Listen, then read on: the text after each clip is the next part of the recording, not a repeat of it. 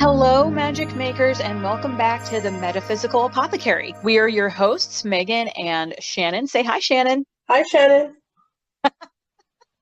We are also known as the Scorpio Sisters, and we are here to explore the mysterious, magical, and the arcane. We can absolutely transform these fear-based egregores into more reality-based egregores, rather than feeding it the illusion of your fears, which could be the audience hates me. Instead, you can start to feed your egregore, I'm going to do my best on the stage tonight. My best is everything that I can do, and it's a valid way for me to express myself. This discomfort that I'm feeling is temporary. You can also task the egregore once you're able to start feeding it different foods, different energy sources. Prowl the shadows to pick out those that actually do mean you harm. So you know you have a protector out there in the audience who's actually going to keep the negative energy and the negative entities away from you if there are any. On the off chance that there is a shadow entity in there, or an entity of any sort in those shadows that means me harm or humiliation or shame, my egregore will find them and keep it from happening. Yep. We have to keep in mind the only way we can flip this is to explore those shadows. Yeah. We can't do that with bright, overbearing, projective solar light. There are other kinds of light that we can and should be using to explore these shadows and do the shadow work and recognize our fears and our discomforts that are softer. They illuminate, they don't eliminate. Lunar energy is the most obvious one of these. Yes. Also very receptive. Because the moon doesn't create its own light. It receives and accepts light from the sun and uses that light to illuminate different parts of itself.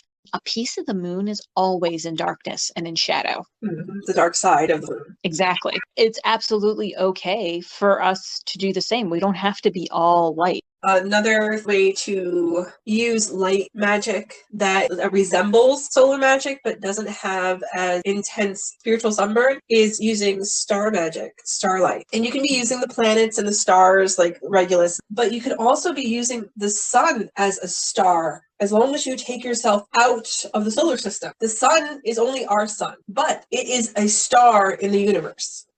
You can still tap into solar energy by going through star energy. Yep. And then you don't even have to use our star if you don't want to. You could use Sirius. You could use Alcyon from the Pleiades system. You can absorb their solar energy, and because there's a distance involved, there's a lot less solar burnout that can happen. Yep. You can take that gentle illumination from any of these sources and take that into the shadow. What do we do when we take a light into the shadow? We scan the shadows with it. We move it around through the shadow and we illuminate one thing at a time. We address one thing at a time. That's a very gentle, self-loving way to approach your shadows and your shadow works. For instance, if you've been using solar projective energy to say, I'm only going to focus on the positive, I'm always going to be high vibe, I'm not going to focus on any of the things that make me feel bad, and you experience burnout and you're trying to heal from it, the thing you want to do when you go into the shadows is address the things that make you feel bad.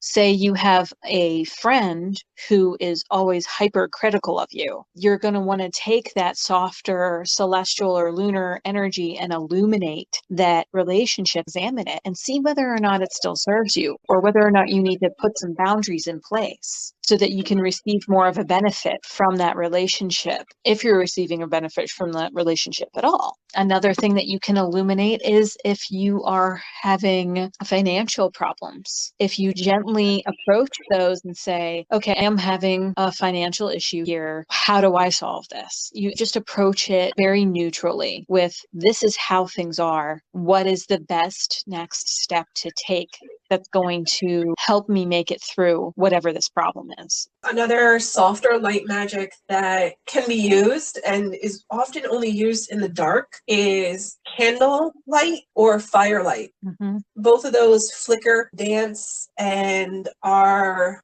a lot gentler on your sight, so you can actually see into the dark and into the shadows. They both provide a very gentle light that allows your eyes to slowly adjust to your surroundings and into the shadows and the dark beyond the shadows. Absolutely. There's daylight light bulbs that will also contribute to spiritual burnout. Just like fluorescent lighting can also contribute to spiritual sunburn and burnout. If you could have at least one lamp or one light fixture somewhere in your residence that is actually amber light or a softer, gentler light, it can help with not always being bombarded by that same energy, even though it is generated by an invention made by man. Because the amber light helps our brains regulate themselves so that you can have a healthier circadian rhythm and a better sleep hygiene. Using a lot of projective energy, just in general, even if you're not actively doing magical workings and you're using a lot of solar projective energy,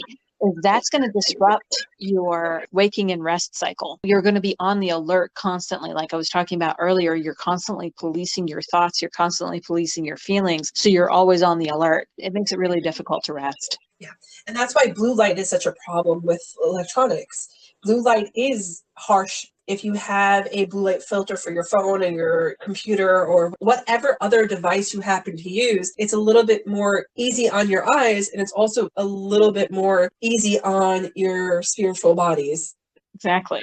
Solar energy is not a bad thing. We all know that confidence is a good thing, self-esteem is a good thing. Being able to project what you want and need onto the world is a good thing, and it's also very good because it helps activate your third eye. One of the ways to activate your third eye is facing the rising sun with your eyes closed. And you could be eating a yellow or orange or both fruit or vegetable, but you also have to walk away. Once you start getting into regular morning light, it becomes harsh. And it gets harsher as the day goes through until we start getting closer to evening twilight. Yeah. The third eye is usually connected to your pineal gland, and your pineal gland is usually where your circadian rhythms are adjusted. That's where your melatonin is released. And if you have a calcified or spiritually burnt out pineal gland, it's harder to adjust your sleeping hygiene. Yep. There are also individuals who use solar energy and solar magic to present what they want in the world in order to manipulate everyone around them to give them that. A lot of representations that we have in media tend to put them using like dark energy, right? Dark magic to trick people, to manipulate them, to subvert their will and their freedom of choice. What I've noticed is that those people are actually using an abundance of solar magic, solar energy. They're not really coming out of the dark. They're hitting you where those light blind spots are. They're coming out of the shadows. They're bending light to present a mirage in order to get what they need out of you. Absolutely. If you think about all of the successful, very scary leaders that we have had throughout our global history, they haven't done this by rubbing their hands together and going, I'm evil. They've done this by projecting and by dazzling and by blinding the people into believing that this is what is best. And if you deviate from that, then you're wrong. If you deviate from that, then you don't want what is best for the country at large or your people. Mm-hmm. Those people are then pushed into the shadows and they become the resistance. Mm-hmm. So it's flipped. Yeah. The people who are using solar magic for manipulative purposes are also using other aspects of the shadows to hide and keep secret the pieces that they don't want to come to light. They don't stick that stuff in the dark. They're using those shadows as a safe to keep the parts of them or whatever the situation really is partially secret because you can't see those shadows. You can't really make out what's in those shadows or what those shadows look like. You really can't squint into that part of them while they're dazzling you, while they're blinding you. Right. It's only the people who are also in the shadows that can see this, because they can see the bright light, but then they turn away from it, allow their eyes to acclimate, and they go, something's not right here. Not okay. When we're talking about this kind of magic too, solar magic very often is exerting one's will on something. Exerting your will in a very harsh way on things, whether you're a leader or you're just trying to get what you want out of the universe, isn't always the way to go about things. Think about if you're thirsty, you come across a stream. What are you going to do to get that water? If you try to grab it with your fist, you're just going to have a wet hand. Whereas if you gently scoop the water up into your hand, you can sip out of your open and cupped palm. If you hold something gently, the outcome is much more pleasant. It's much more beneficial. Working with solar and projective energy, we can take a lesson from the moon in doing that, because the moon does expose itself to quite a bit of light, but it also takes times of respite in complete darkness. Yeah. And it's never, like we talked about earlier, it's never fully illuminated.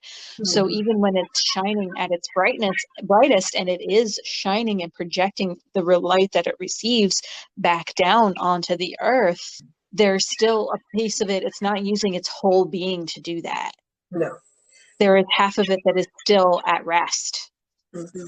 While solar energy is necessary and it's a beautiful way to practice magic, we need to be aware that we're doing everything in moderation. We're balancing what we project with what we receive and allowing ourselves those moments of respite and rest from really projecting who we are into the world. It's okay. You'll still be who you are, even if you're resting in private and healing. Nobody needs to see you for that to be true. Hopefully this has been illuminating. Yes, gently illuminating for all of you. That's all we have on the topic for today. Thank you so much for listening in, and we hope you'll join us again. In the meantime, you can follow us on our blog for some more witchy wisdom, as well as check out some of our original art on Society 6 for sacred decor and more. Thank you again for joining us, and go make some magic and live your best life. Bye. Bye, everyone.